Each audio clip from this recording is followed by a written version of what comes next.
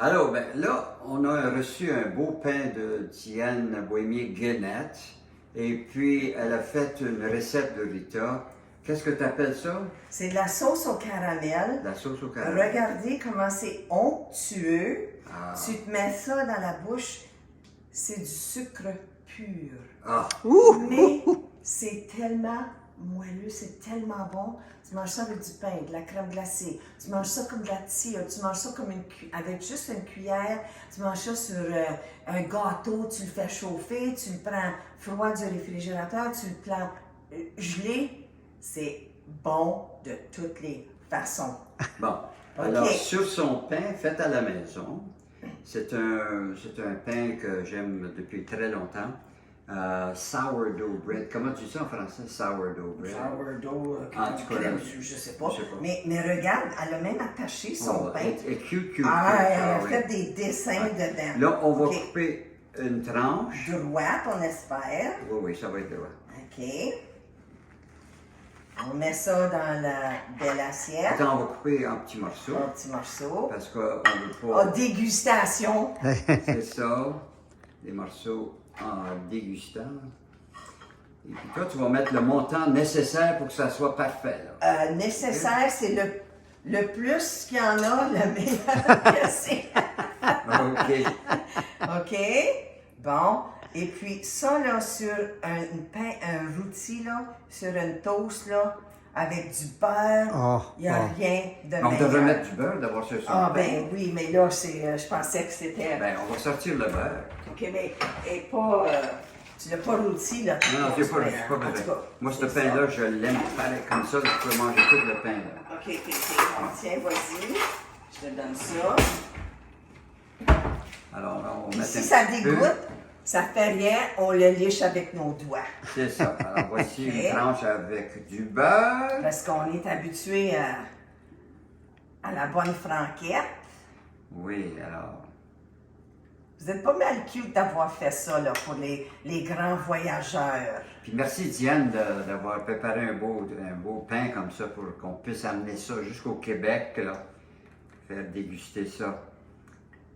OK, puis Rita, toi, tu vas faire le commentaire, la sauce qu'elle a faite à ta recette, là. Ah oui. Est-ce qu'elle l'a bien faite? Est-ce qu'elle l'a réussi? J'imagine que oui, parce que les filles de Monopole, ils font tout bien. Oui. Que ça soit nous aider avec notre projet, que ça soit faire du pain, que ça soit faire des bijoux autochtones, ils font tout bien tricoter. Tricoter aussi. Donc, moi, je les encourage. Ouais. Tu viens-tu manger, là, Roland, là? Ben, attends, il faut qu'il filme. OK. La première bouchée, OK. ça dégoûte. Puis là, on dit...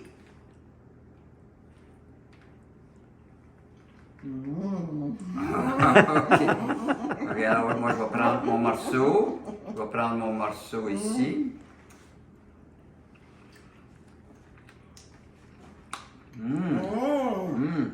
Hey, c'est bon à se lâcher les doigts. Oh, c'est ça, j'ai dit, s'il y en a. Même si t'en as sur ta chemise, tu vas comme ça. Allez. Super. Oh non, mais c'est bon. Ceux qui ont vu le film, Est-ce qu'elle elle a réussi son affaire? oui, puis eux autres, ils ont même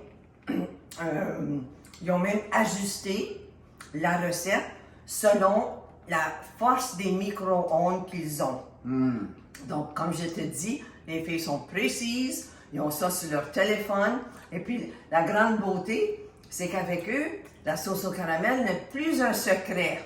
C'est partout dans la famille Bohémier maintenant. Et tu vois comment généreuses elles sont à partager leur recette de sauce au caramel. Diane m'avait dit que la seule façon d'avoir une recette de Rita, c'est de lui faire des compliments là, à la journée pour au moins une semaine.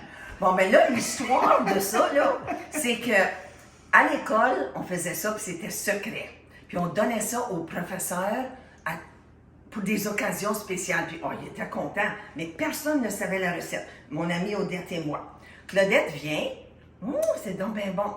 Puis Claudette et moi, vu qu'on est dans les deuxième équipe des comment, tes Les La talents. deuxième douzaine, c'est la douzaine des tannants. Oui. Puis moi, puis Claudette. Toi, Roland, moi, Gilbert et Denis Renaud. OK. Puis là, moi puis Claudette, on a toujours été proches. Donc, Claudette a eu ma recette avec le caveat. Tu donnes pas ça à personne, là. C'est secret. Donc, Claudette, à un point, elle devient tannée de donner puis de faire la sauce au caramel pour toute la famille. Je reçois une lettre de sa sœur Irène. Une lettre fleurie, écrite, qui louange sa sœur est donc bien fine. Et puis, elle voudrait avoir la recette de la sauce au caramel. Je réécris à Irène, du même ton fleuri, oui, ta sœur est fine, mais il va falloir que tu demandes à Claudette dans une occasion spéciale. Moi, je donne permission à Claudette de partager ma recette. Première chose que tu sais maintenant, la recette est partout. Continue à manger, je vais te montrer quelque chose. Attends une minute. Je suis rendu sur ma deuxième tranche. Et puis, je constate que il y a un petit goût de revenez-y, là. OK. Puis mon père disait ça quand c'était bon, puis il en voulait une deuxième assiette. Je te présente ma recette secrète. Comme tu vois, il y a quelqu'un qui l'a imprimée et que c'est marqué sauce au caramel bohémien, là. C'est ça que c'est marqué, là? Oui, sauce au caramel des bohémiens. Des bohémiens. La recette est là. Ça a été plastifié. Donc, ça, c'est, je ne sais pas si c'est Claudette, je ne sais pas qui l'a fait, mais juste pour montrer que ce n'est plus secret. Par contre, tu as besoin d'avoir une touche spéciale pour bien la réussir.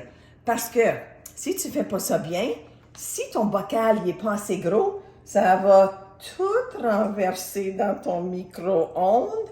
Puis là, c'est pas un cadeau de nettoyer ça parce que c'est du sucre dans toutes ses formes. Et les bohémiens, on aime ça du sucre. On aime ça. We're oui. sweet. Alors, We're Diane, sweet. c'est certain que tu as bien réussi la recette. Puis moi, je t'avoue que je suis rendu dans mon troisième morceau, là, puis on a encore beaucoup de pain à faire. Alors, on va être bien ici chez Rita pour une semaine. Et puis, Elaine, on te remercie beaucoup là, pour nous aider avec la liste, là, ta compétence avec ça, ça. Puis on est content de connaître nos numéros, de savoir où. Puis il faut dire que... 17 et 18. Puis Claudette est 16. Donc, vous connaissez l'expression « a rose between two thorns » Bon, mais là, c'est changé, là. C'est une épine entre deux roses. Claudette et Rita, les roses, et l'épine Gérald. Et sur cette note, merci beaucoup. Merci. Ciao.